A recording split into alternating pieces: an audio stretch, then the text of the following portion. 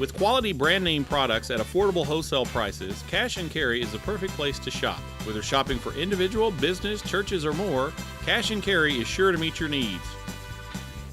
Cash and Carry of Cookeville, 931-528-8050.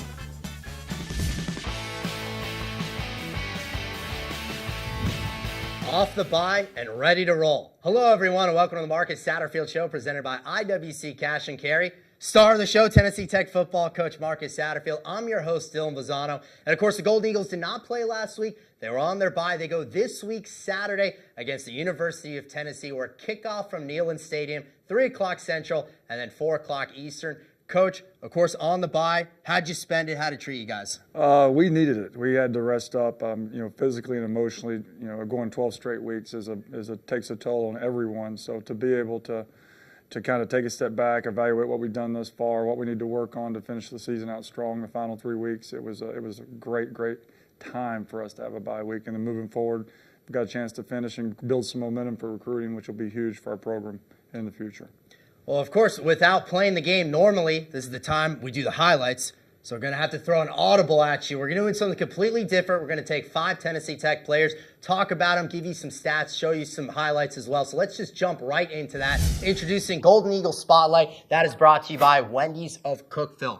Well, Coach, we figured first and foremost, let's start with the quarterback of the team, Michael Birdsong, second in the Ohio Valley Conference with 1,967 passing yards. He's fourth with 12 touchdown passes. He has been just a great addition to this football team. Yeah, and his toughness. I mean, your football team is as tough as its quarterback, and he is an exceptional leader. Leads, not only by example, but he holds each, guy accountable. He's very physical. He extends plays, like we've talked about, the off-schedule play that he makes, a lot like Russell Wilson. He's fleet of foot, even though he doesn't look like it. He's hard to bring down, as you can see here. And just, the wins that we've had thus far, everybody's played a huge part in each win, but we probably wouldn't have won the 3 games we've won without him being our quarterback. And so tough. Very, very tough. And just, this Eastern Kentucky game, I don't even know how he finished. Had blood on his leg, his arm, his cheek, and just kept playing and kept playing and kept playing. And we're excited to, our first quarterback of our program is him because he's laying the foundation for the future. Well, speaking of tough, the next player that we're going to spotlight, he's pretty tough as well. Freshman running back Yeedy Thainrat, he's the leading Golden Eagle rusher with 111 attempts for 392 yards. He also has the most rushing touchdowns on the team with 4, and he's obviously tough.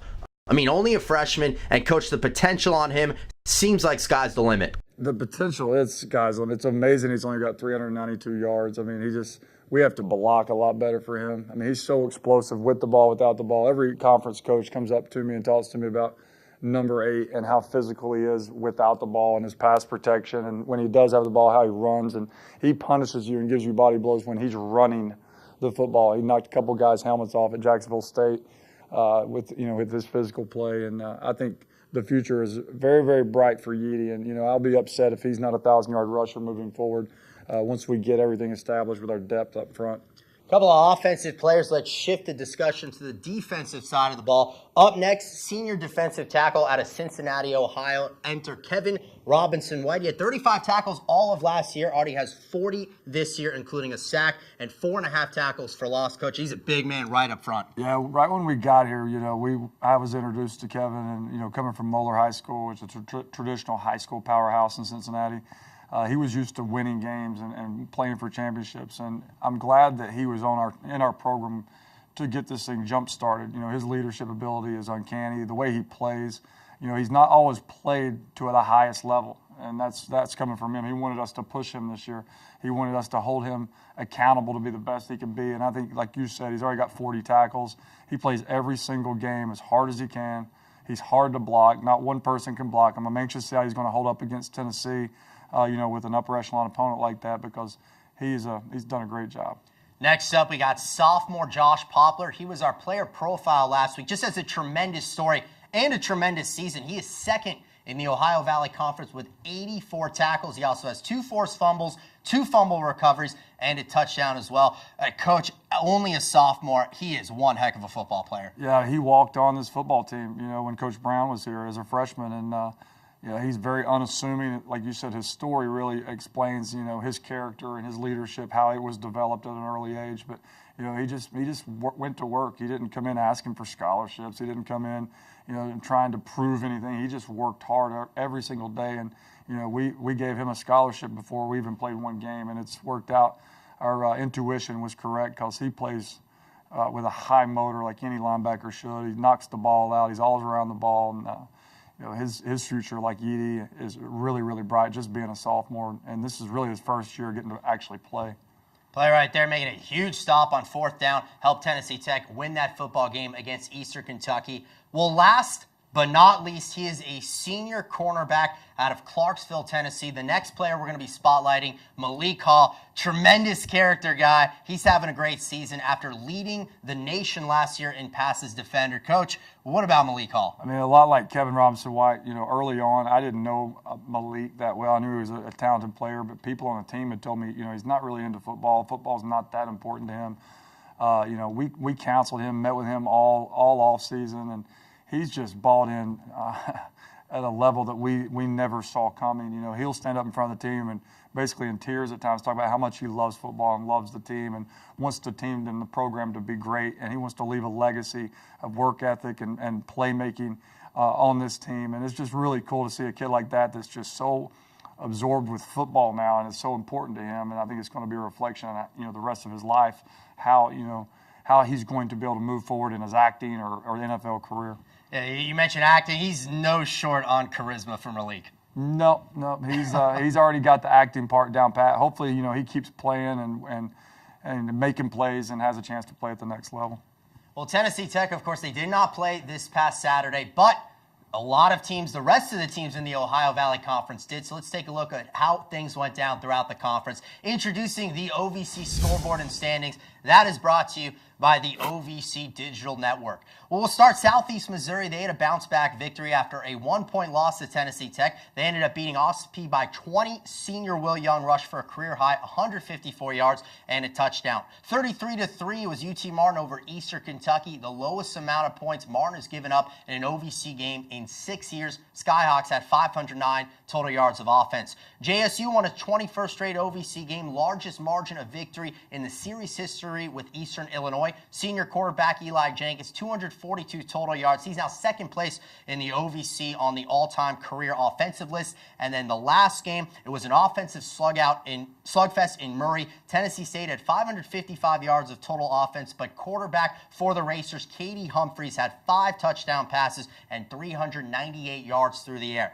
Those are the games. Let's take a look now at the updated standings in the Ohio Valley Conference. Jacksonville State remains undefeated. UT Martin, half game back of the Gamecocks with a 4-1 record. Then, Coach, you see the logjam through the rest of the OVC and a couple of teams that you guys still have to play in Murray State and also Tennessee State. Yeah, I mean, we're sitting there like we talked about a couple weeks ago. We had to make that 2 or 3, so we got it to 500, and we get a week here to go play Tennessee, and then we got 2 more conference games with Murray and Tennessee State upcoming that hopefully we can make a push to get in that upper echelon of the conference. And again, it all goes to recruiting. We've got to be in that top 3 in order to get to where we need to be. Well, just underway here on the Marcus Satterfield Show with Tennessee Tech playing the University of Tennessee. We'll preview that matchup. We also have a special segment on deck for you, so don't go anywhere right here on the Marcus Satterfield Show.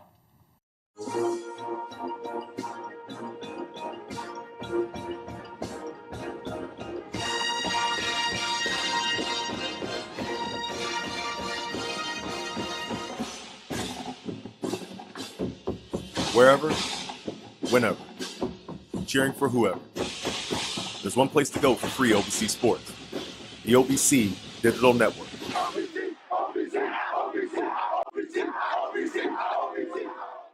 We are back here on the Marcus Satterfield Show presented by IWC Cash and Carry. Well, this is the part of the show that we take you a little bit further, a little bit more in depth about a Tennessee Tech Golden Eagle. That Golden Eagle this week, sophomore defensive tackle Anthony Akers. Let's hear his story on the player profile. That's brought to you by TTSports.com.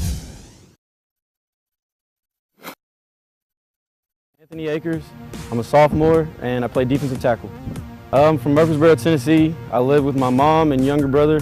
And then really my grandma basically is kind of one who helped raise me. But I mean, they just gave me the tools to succeed, not only in football, but also in school.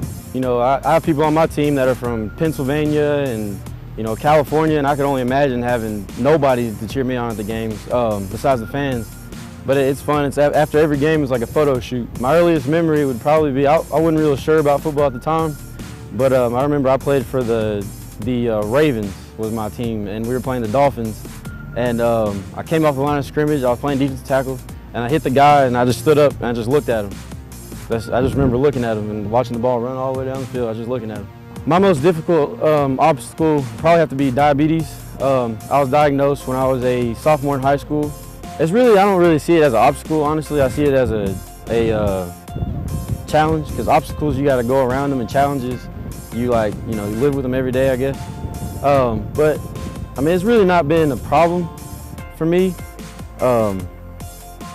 But when I first got diagnosed, I had plenty of questions like, am I gonna be able to play? Am I gonna be able to, am I have to change how I eat, lose weight? Like, obviously you gotta change how you eat, you gotta, watch your weight and stuff like that. And so it's been 4 years, so I'm pretty good at it now, but that's probably, it was hard when I got it. I decided to come play for Tennessee Tech because of the family feel. From my official visit till now, I've loved all my teammates. We really bonded together, and it's become basically a family and a brotherhood.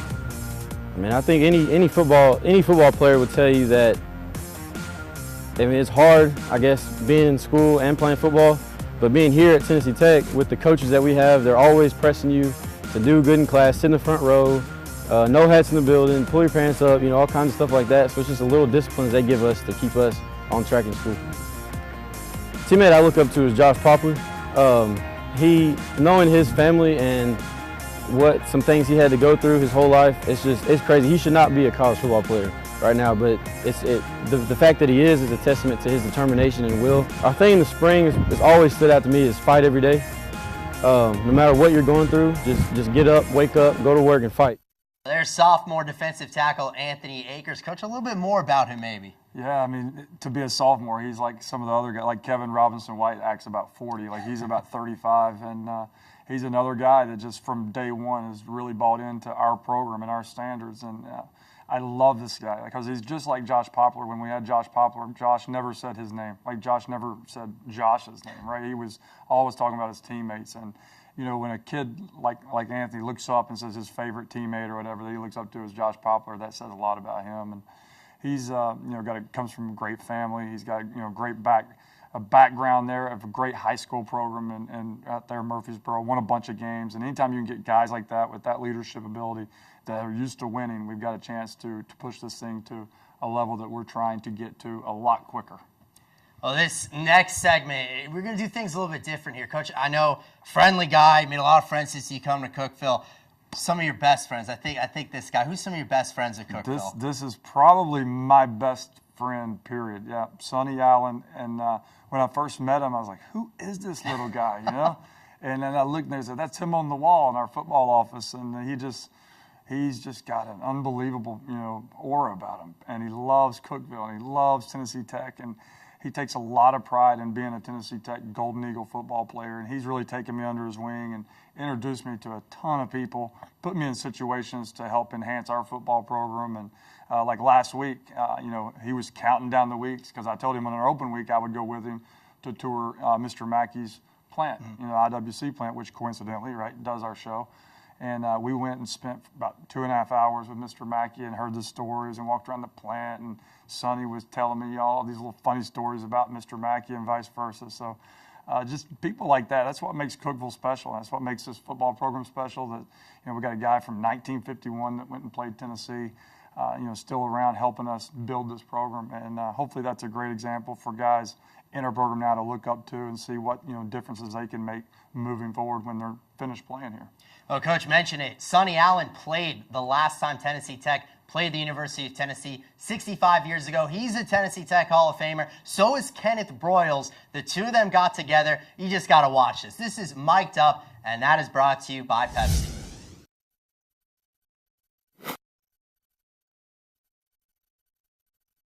We played against each other. We hated each other. Really? Spartan Cool. When they got, now let me tell this story. This freshman quarterback, well, the name of Jack Van Hoosier, came in he started out at Vanderbilt. Vanderbilt didn't He didn't like it, and he called and asked could he come up here. He practiced then about 3 days the next week with us, and he started at Kentucky Ball Game. But now Tennessee is a different story. Just a kid. Tennessee, they Virginia Tech about that. Those gifts, fumbles. Yeah. Tennessee, they had 5 All-Americans on a 51 team. They were something else, and they had 2 tailbacks. One of them was a breakaway type runner, Hank Larcella. Hercupane then was in 15 yards to the goal line. They put him in tailback. They ran a single wing team, and old Herky, he was a power runner, and Hank Larcella was a broken field runner. Now, tell me about just a funny story, just for us. In 50, when he's up there, tell him about Gibbs, the boxer at Tech. Yeah. Big, bony guy from Grundy County. Yeah, big old boy. Big. And he boxed all the time. Yeah, you know, he was a boxer. he won the state Southern heavyweight boxing champion, and so he was playing defense tackle in 1950, Tennessee.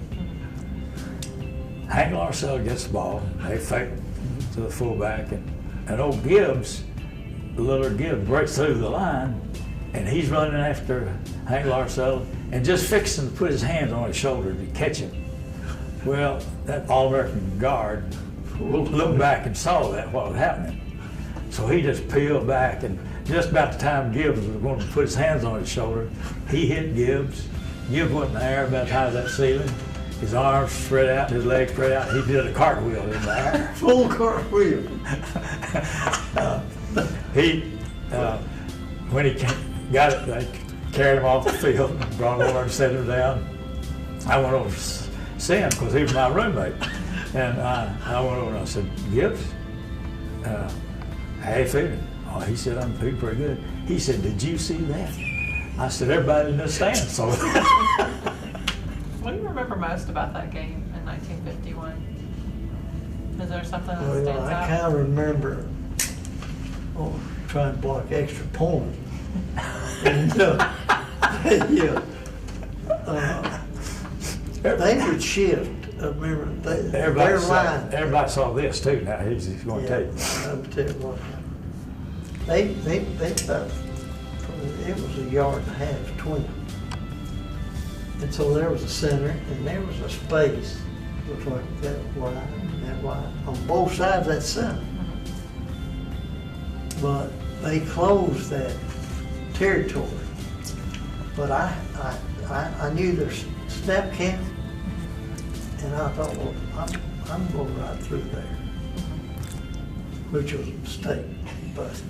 But when I jumped, of course, I couldn't jump over 2 line, so I had to come down somewhere. I come down on the center's back. Well, when I did that, they did not snap the ball. And then I landed on the holder. And that's how that happened. You should say that. So he's kind of helping himself out there a little bit. He really decided to jump over that center. Yeah. And so he ran, and he was using the center as a springboard. So he flying up through there, and he jumped, put that foot in the back of that center, and leaped up in the air. And he was way up, about higher than the ceiling, had his arms up to block that kick. And the holder never did. They never just snapped the ball. The center never, he made a mistake. He wouldn't snap the ball. The center just made a big circle, never did stop. He hit the ground running. He knew what he'd done. All the way around. And he got back in his position. They gave us the penalty, of course. A great experience to get to play against the #1 team in the nation. Just glad that I had the opportunity. Do you have any advice for this team that's playing them? Let's see, they're going In November? this year. Yeah. Well, Monday we listened to Coach Satterfield, and he's got the right attitude. And you don't go out on the field thinking you're gonna get beat. No, They got to beat you the day you play. And these kids, they'll fight just as hard as they do against anybody they play. Hey, they'll play to their max, and hey, when you get 4 or 5 fumbles in our favor, you can't ever take them. My advice is go out and play your heart out and have a great time and enjoy it. Have something to remember the rest of your life. See, we're talking about something happened 65 years for us, see, and we remember it. I mean, that's just hit the nail on the head right there. 65 years ago, those two, Kenneth Broyles, Sonny Allen, Tennessee Tech Hall of Famers, and kind of reminiscing. Coach, that was great. It's unbelievable. I mean, you can see the passion still, and just they can see those images in their head just like it was yesterday. And I give Sonny a hard time, like I don't know how, because he took a lot of hits to the head. But I can sit there and just listen to Sonny Allen tell me story after story. There's so many stories I could tell you that he shared with me about that Tennessee game. And, I think it's interesting that they played Tennessee in 1951, but the week before they played Tennessee, they played the University of Kentucky with Bear Bryant.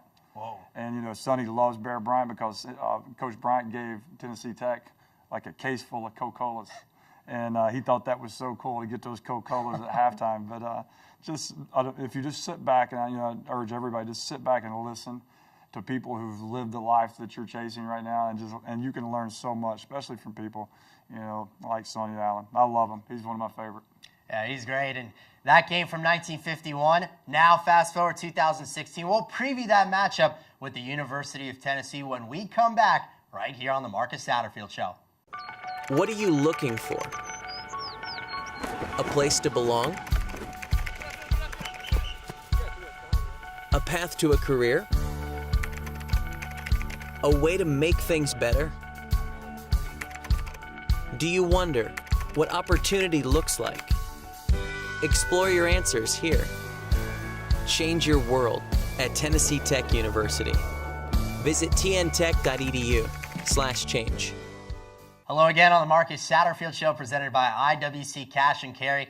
There's a lot of exciting things going on in the world of Golden Eagle athletics. We're talking championships. We're talking postseason. We're going to let Director of Athletics Mark Wilson tell you the rest. So introducing the Golden Eagle update brought to you by the Tech Athletics Twitter at TTU Golden Eagles.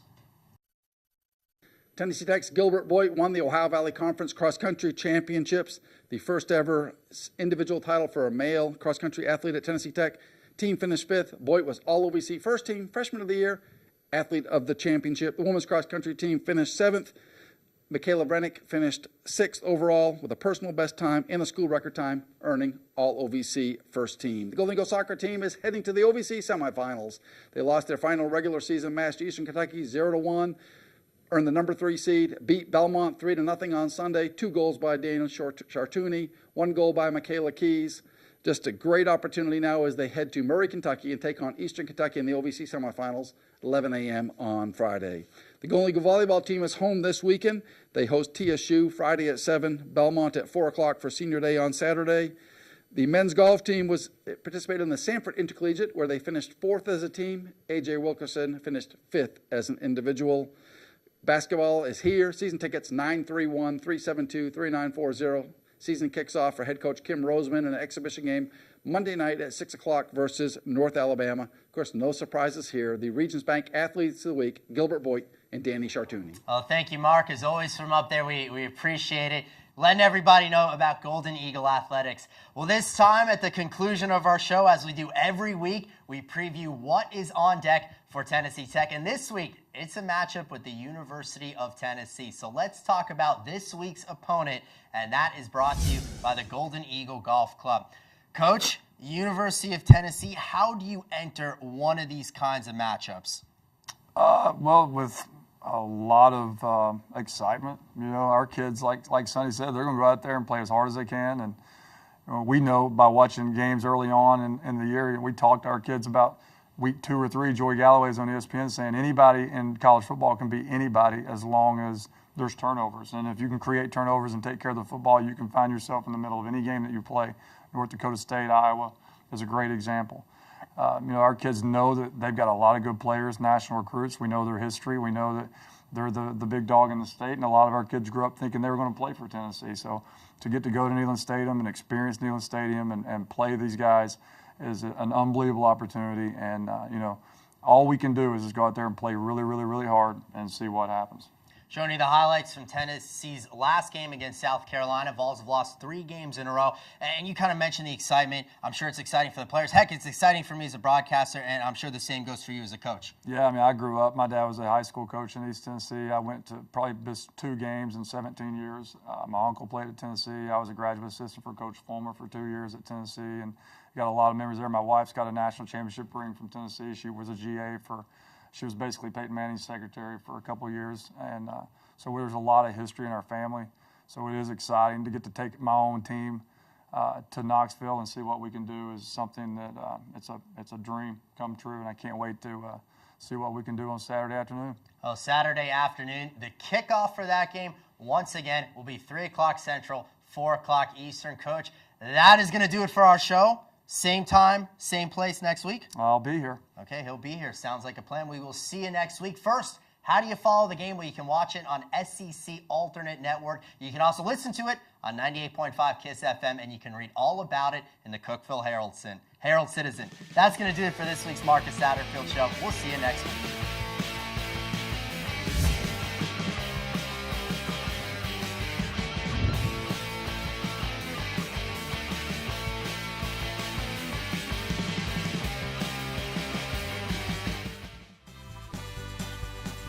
With quality brand name products at affordable wholesale prices, Cash and Carry is the perfect place to shop. Whether shopping for individual, business, churches, or more, Cash and Carry is sure to meet your needs. Cash and Carry of Cookeville, 931-528-8050.